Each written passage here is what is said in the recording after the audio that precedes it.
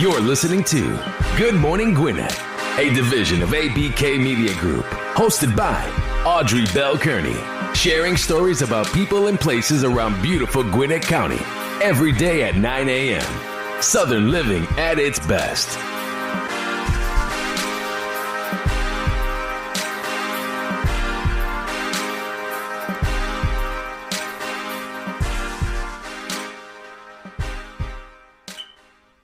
Good morning, good morning, good morning. Welcome to another edition of Good Morning Gwinnett. I'm your host, Audrey Bell Kearney. I'm so glad to be here with you today.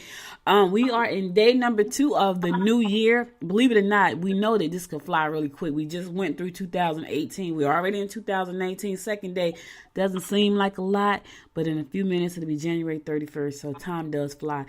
Glad to be here with you this morning. Got a great guest on this morning. Her name is Miss Melissa Tillery. She is the founder of Canvases for a Cause.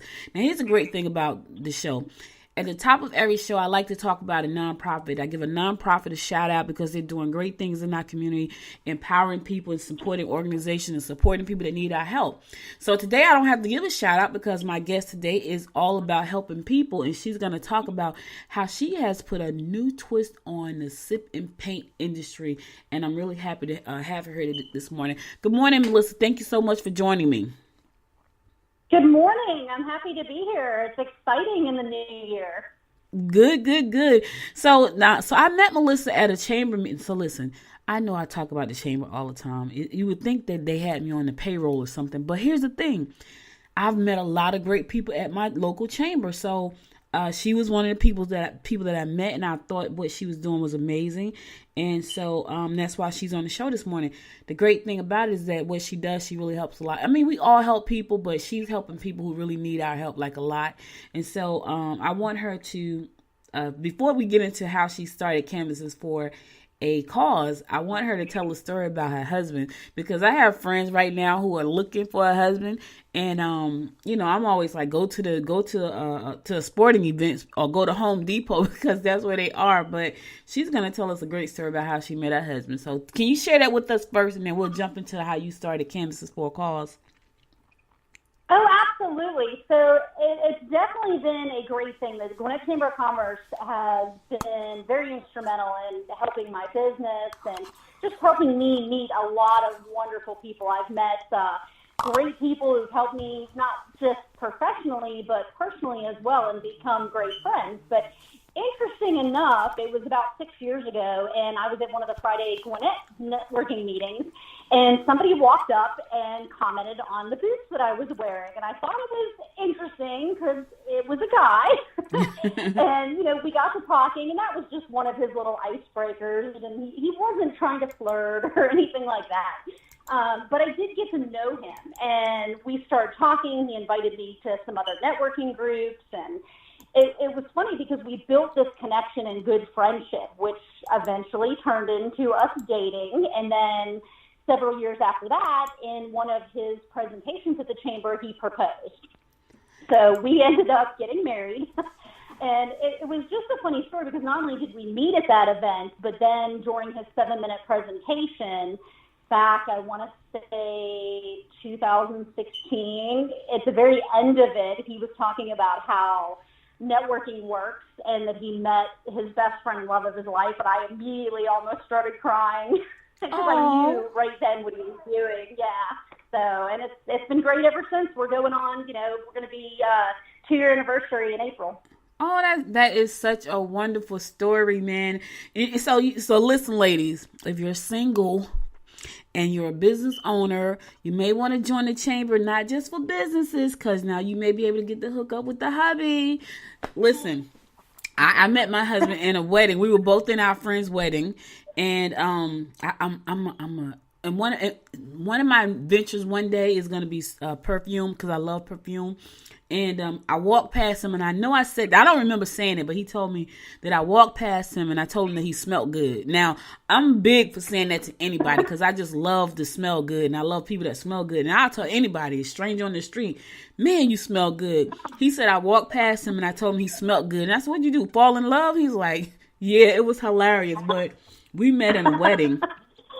And That's great. and I asked him, I said, what were you wearing? He said, I was wearing Eternity by Calvin Klein. I was like, oh, now he doesn't, I don't think he's ever worn it again. So I don't know. Is that a good thing or a bad thing? But, he said he smelled good. So, and I told him that. So, and I believe that because I will do that. I was in the grocery store one day with my mom, and, it was a gentleman. He was an older gentleman, but he smelled great. So I said to my mother, tell him he smelled good. She's like, I'm not saying that to him. I said, tell the man he smelled good. It's just going to make his day. She's like, I'm not saying that. So we walked down another aisle and he showed up again. So I said to him, I said, sir, you smell really nice. And he was like, thank you so much. And I was like, see, now I probably just made his day, but it was so funny. But that's a great story. I love it. So listen, I know you do something really wonderful. I know pretty much all of us has probably heard of sipping paint by now. I've heard some really really weird ones, but this is a great one. It's called Canvases for a Cause. How did you come up with the idea for Canvases for a Cause? It was kind of a crazy story. It was, I want to say summer. I mean, it's only been since 2017. So, I mean, we've only been around about a year and a half now. And I had gone the previous weekend before I decided to start the business to a friend's house who did a paint party. And we had a lot of fun, but it was interesting because after everybody was finished, you know, it's a good group of girls, tight group of ladies, but we were all talking about, oh, are we going to hide this in a closet or are we going to stick it somewhere? And it's really not going to be out and displayed. You know, everybody says, my artwork's not fantastic. So, and, you know, it was one of those things. I laughed about it at the time. And that Sunday, at the time, I was a volunteer at Cross Point Church on stage for several years as kind of an actor with a large group, the K through 3. And I remember hearing the ministry leader, giving a testimony, just talking about things that we could do in the community. And it was visiting people in the hospital and just a variety of things that she was talking to the kids about. And something just clicked, and I thought, you know, what a great idea about maybe taking some of the paintings to sick children in the hospital or to seniors that are in retirement homes that don't get a lot of visitors because people don't realize that so many of them don't have a lot of family that come visit them all the time. And I thought, what a great way to give back. This might be fun. And I went home, told my husband about the idea, and he looked at me and said, you know what? I think that might be really good. What do you have in mind? And we kicked around the ideas, and I thought, you know, instead of doing, I won't say the names of the companies, you know, if you're going drinking and painting and everything, and I thought, why not? Because so many people in the community want to give back, but they don't have hundreds of dollars or thousands of dollars to donate somewhere. And this helps people feel good about a way to give back without breaking their own pocket, because so many people live paycheck to paycheck, but they want to do something great for the community. And this gives people the opportunity to do that.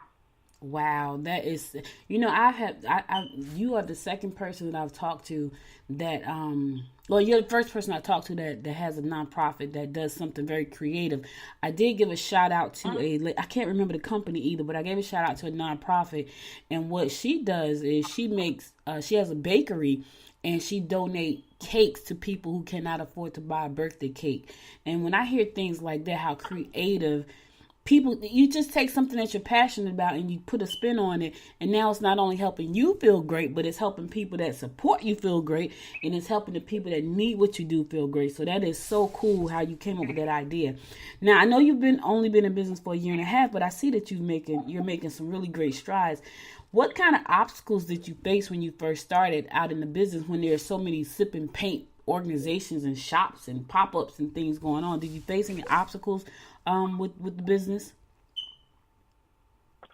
Yes, I will say, and one of them too, and I just did want to clarify, we're an LLC right now, but we are in the process of filing for our 501c3 status, and that was one of the obstacles. I will say that a lot of people, you know, we come up with a great idea, we want to be a nonprofit. In order to be a nonprofit, as you start looking into the requirements, there's a lot of grueling, tedious paperwork involved. There's, fees involved just to become a nonprofit. And so you want to see how your business does first for a little bit and see if it's going to take off before you can jump right into something like that. And fortunately for us, it did take off. So that's why we're now in the process of converting over, to that status. But just the obstacle of getting your name out there, and especially for somebody like me that works full time as well. This started, it's a part-time business, but it's just been growing and growing. And, we were very grateful. We ended up Impact Award finalists last year, Moxie Award finalists. But again, those obstacles are the marketing. When you're trying to start a nonprofit, the funds aren't always there to really throw out from a marketing standpoint and really getting your name out. It was fortunate for me that I was already a member of the Chamber of Commerce. I knew what it could do for me, so I invested in joining as canvases as well. So that was one of the things that helped, to get that marketing piece out there. And, you still run into a little bit of obstacles where people want to keep their canvases or, everybody comes up and says, this was a lot of fun. Can you do my child's birthday party? And, for me, sometimes I have to say no to certain things because that's not what we're about. I don't want to get bogged down in doing things that aren't for my purpose. The whole thing was about us giving back. I mean, we have migrated a little bit into other things, being able to have some sponsorship opportunities, and we've done some great work with the Y'all's group, Revolution Teen Center, where we've had teen parties sponsored. And that's where, I say that that's okay, because if I'm doing something that's supporting children in need or sick children or seniors in retirement communities where they will keep their canvases, I can do that. Hopefully that makes sense. That's where I see some of the challenges come in, where everybody wants to put me in that category with the other ones where you keep your artwork. And we do have to explain that everything gets donated. Oh, okay. So that's cool. Now let me ask you this, because when you do start a nonprofit, there are so many rules and regulations as far as growing it. And I think for me, I have a giving heart. I'm a giver, and sometimes it could be to my detriment. Sometimes, however, I believe that God is always going to take care of me because of that. But here's my thought, and you can kind of help me clarify this. When you have a nonprofit, I know that any revenue that comes into the nonprofit, the majority of that revenue has to be spent. So now there are so many nonprofits out there, and there's so many people competing for like these pools of money from, big companies and organizations. How do you, when you become a nonprofit, how do you think you'll be able to stay afloat and keep the company going when you have so much competition out there, kind of going after the same pool of money from different people? What sets canvases apart from other nonprofits in the nonprofit industry? I think what's going to set us apart, and already does, I've done some team building events for companies. So for us, it's a little different. We're not asking people to necessarily donate cash and a big sum of cash. I mean, we had a great platinum sponsor in the Atlanta Gladiators just last week. So that's going to be going up on our site with some pictures that they're going to sponsor several parties, basically, for children to paint, that are all going to go back to the Breakfast with Santa for like Children's Healthcare of Atlanta and the Amanda Riley Foundation.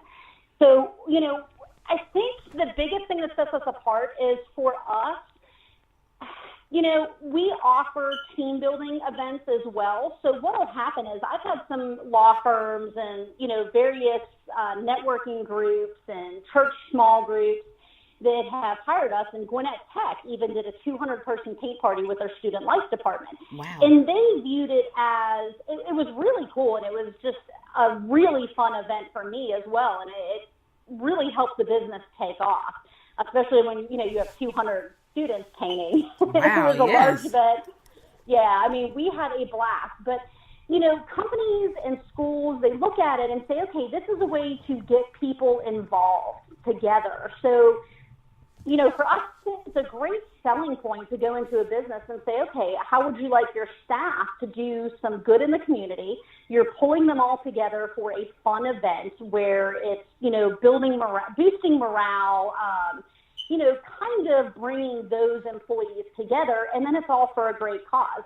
So for them, it's, they're always looking for a way to give back, but why not do it in a fun way instead of just handing a check to somebody? That's all great, and there's a lot of fabulous nonprofits out there that do so much good work, and this is just something additional to add to what they're already doing, and something fun for them. And I think that's really what sets us apart, is adding that entertainment piece in with it. And that makes sense, and you're right about that, because I can see that. Yeah, that sounds really cool. Man, how was it to do a party for 200 people? I go to a party, it's like 40, and the instructor is running around like she's crazy. I went to a birthday party. I think it was in Sandy Springs, and that instructor was so upset because she wanted you to, so here I am. So I'm not a very crafty person. I always wanted to be a crafty person, but I'm not. And so when I got the canvas and I can paint in between the lines, I could do that a little bit. And I was so excited about this. So the instructor was very serious about the class, and so was I. I felt like Picasso for a moment, right? But there were other people there because it was a party. And so they had the wine, and they were sipping, and they were talking. And she didn't want anybody to talk. She wanted them to pay attention to her. And it was only about 30 of us there. So how did you manage to do that with 200 people? That is a lot of people. Now, with that one, you kind of have to reel people in. Now, I was very, very grateful. The Gwinnett Tech Student Life Department provided, I think it was about 4 to 6 volunteers to help refill water, to, help with getting extra paints out to people. And I had a microphone set up too. So when it was a crowd that big, it was a little easier with a microphone. But one of the great things about our business is we do pre-sketched canvases.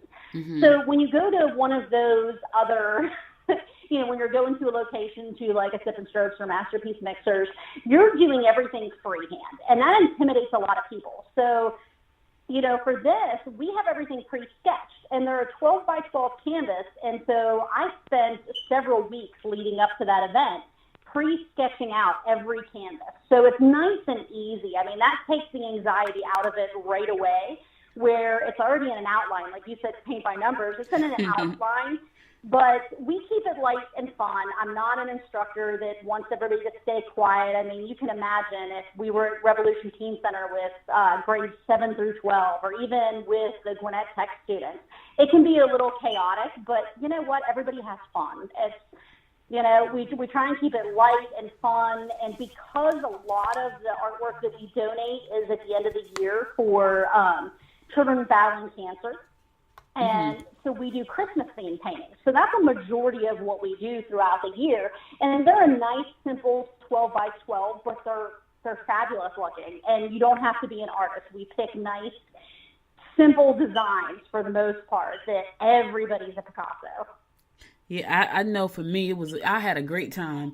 The instructor was a little bit annoyed, but I had a wonderful time, and I brought my painting home, and I was so proud of it because I've tried to paint on my own, just like out of my head, and I wish I could you could see what I came up with. So to bring home this beautiful painting, I felt so proud of myself. So yeah, it's a great thing, and that's a wonderful outing for anybody. Like, it's relaxing. I'm not a wine drinker, so I can't drink wine because I get drunk, so I don't drink. But just to be in the room, it was very relaxing for me. It was like just very therapeutic. So, even though it was for fun, I felt like very relaxing. It was very therapeutic for me. Now, I know the biggest problem that we have with those paintings and those groups are somebody will accidentally drink a Solo cup thinking it's their beverage and drink paint water. That's the biggest problem we have. Other than that, I mean, everybody has such a blast. I can see that happening too, because normally if you've never gone to a sip and paint, you must go to one, and your water cup is sitting right there by you. So you're sitting there and you think it's like, because I almost did it. I had water. I think I had soda or something, but it's sitting right there, and you almost, if you're not paying attention, you will drink the paint water. That is true. Yes. That is true. So now I know you say you work full time. And so do you ever see yourself leaving your full-time position and moving into the once it becomes a nonprofit, moving into the nonprofit full time? And if you do, is there any plans to try to, I don't even know, can you scale a nonprofit, to scale the nonprofit? I've had people ask me if I was going to break out and do this and let people, work under that umbrella in other states and spread this out. And it's definitely a possibility down the road. I enjoy my full-time job. I've been in the staffing industry for over 20 years now, and I do enjoy it because it pulls me out into the field, meeting a lot of different people, and that helps me with the other business too, because I've met businesses just from my staffing side that want to do team building events, and it's carried over into Canvases for a Cause, which has been great. Eventually that might happen. It just depends. Being only a year and a half in, we're just going to see where it takes us. I figure it's all up to God. It's His plan, and we'll see what happens. Now, wait a minute. So I know you say you work full time. Do you run another business? Do you run two businesses? I don't run it. I'm the regional sales manager for a staffing company. I've just been doing it for over 20 years. So it's been a passion of mine, and that's what I do full time. So I'm actually a working sales manager where I have sales reps underneath me, but then I go out and responsible for the business development for a staffing company here in Gwinnett as well. Okay, I got it. I was like saying, oh my gosh, she's running. Like, I try to run one, and I'm nearly pulling out my hair, so trying to run two. And I've tried to run two, and it was, talking about chaotic. No, I definitely stay busy, though. I mean, I stay busy. There's just a lot of things that I do. I like to be busy. Work hard, play hard, enjoy my weekends, try and do paint parties on the weekends and evenings. But for the most part, my schedule is usually pretty packed. Work hard, play hard. That's me. I try to not do anything on Sunday except for go to church. And when I tell you, Melissa, that's like the hardest thing ever, because Sunday for some reason is my absolute best day. I feel so energized. It's every Sunday, and it's been like that for 20 years at least. I get up and it feels just such a great day. And I try not to work, but when I feel like that, I say, okay, I'm just gonna run downstairs. I'm gonna take some notes real quick. And man, I find myself, if I do that, I'm down here for like 5-6 hours. So yep. And it's because I love what I do. I love what I do. I do the show. I've been in media for 15 years. I've been an entrepreneur for 20, and I just love what I do. And so for me, it's not work, but I realize I'm married, so I have to try to give the husband some time. I'm about to be a grandmother, so I'm going to have to give the baby some time and, all of that good stuff. So, but I love what I do, so it's not work. Like, I went out yesterday to my daughter's. She had a little gathering at her house with her fiance and his family. And I went out, and I did not want to leave my computer. It was so crazy. And she was like, no, come. And I was like, okay.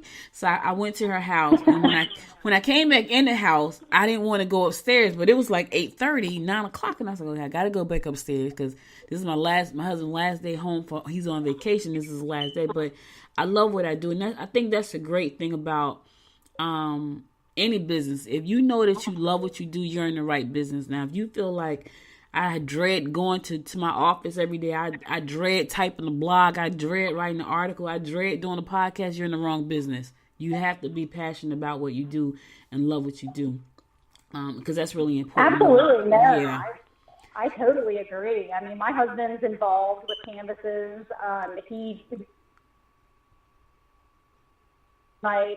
an SEO nerd, web design guy, so that's the good part too. I can focus on my business because I leave all that back end stuff to him to let him do it. And so he's involved, and he's just a wealth of knowledge when it comes to helping me with marketing and content writing. I mean, there's strengths that I have and strengths that he has, and that's definitely his. Mine are on the social side, and his are all on the back end for the business. So it's good because then I don't necessarily feel like even when I'm working, I'm taking away time from us because he's participating in that as well.